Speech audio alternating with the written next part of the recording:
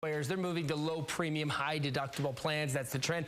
And that means many of us are paying more out-of-pocket costs, which has you paying attention to those costs. Absolutely. And Bill Gebhardt gets it on figuring out the cost of a procedure before we have it done.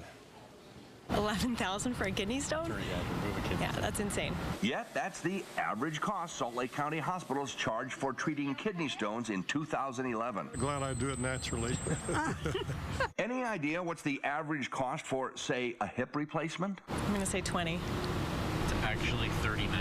Oh my gosh. How do people afford this? We're not used to asking what the price is of that kind of stuff. Lloyd Coleman is the president of the Utah Association of Health Underwriters.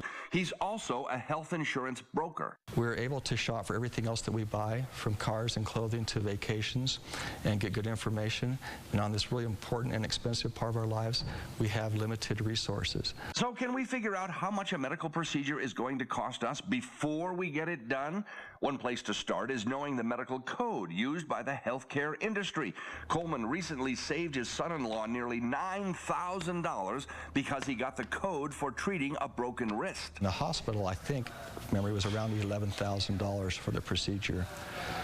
I called a surgery center just across the street from the hospital, and their price was around $2,600. And the problem is that it took Coleman 4 hours of research and phone calls, and he's an industry insider. Sadly, it's really hard for the average consumer to go in and even know the questions to ask. There are some pricing websites like healthcarebluebook.com, fairhealth.org, and Utah's own utpricepoint.org. They'll give you the average price for medical procedures by hospitals in your area. But Coleman says for the insured, it's practically impossible to know a procedure's true cost in advance. That's because of confidential agreements between hospitals and insurers. Confidential? Wait a minute. The insurance carrier gets to know the cost, but I don't, even if I'm paying part of the bill? So the carrier will say, you know, we have better pricing, and we've negotiated that pricing, but they don't want that known by their competitors. Nearly all the carriers have pricing information on their own websites for their policyholders, or at least a phone number you can call. And when it comes to saving money on procedures, there are several options. Go to an urgent care center instead of an ER for things like falling off a skateboard or a mountain bike or the flu or an earache.